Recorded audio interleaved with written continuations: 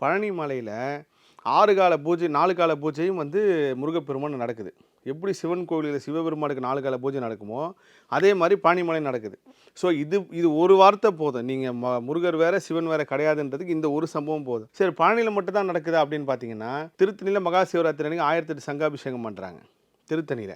அப்படியே நீங்க கட் பண்ணீங்கன்னா, திருச்செந்தூர்ல இதே மாரி 4 கால பூஜை நடந்து நைட் நட திறந்திருக்கும் முருகர் கோவில்ல. திருச்செந்தூர் முருகர் கோவில் நட திறந்திருக்கு. அப்போ முருகர் வேற, சிவன் வேற கிடையாது. இதுதான் கலியுகத்தில மிகப்பெரிய சாட்சி.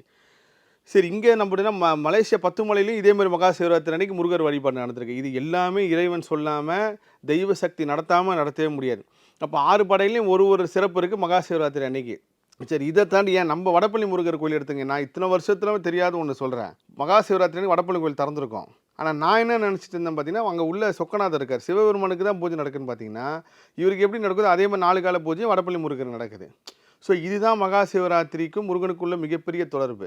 மகா சிவராத்திரி அன்னைக்கு எல்லாரும் நம்ம சிவன் கோயிலை தேடி போவோம். ஆனால் சிவன் வேற, முருகர் வேறு கிடையாது. இந்த மகா சிவராத்திரி தினத்தில் தான் சிவபெருமான் உருவமாக இருந்து லிங்கமாக மாறினாங்கன்றாங்க. சிவபெருமான் அருவமாக இருக்கார், உருவமாக இருக்கார், எங்கும் நிறைந்து இருக்கார். ஆனால் அவர் ஒரு வடிவாக மாறினது வந்து இந்த மகா சிவராத்திரி அன்னைக்கு தான் சொல்கிறாங்க. லிங்கமாக இருந்தால் சிவபெருமான், உருவமாக இருந்தால் முருகர். இதுதான் நான் முருகர் ஆராய்ச்சியில் கண்டுபிடிச்ச மிகப்பெரிய விஷயம்.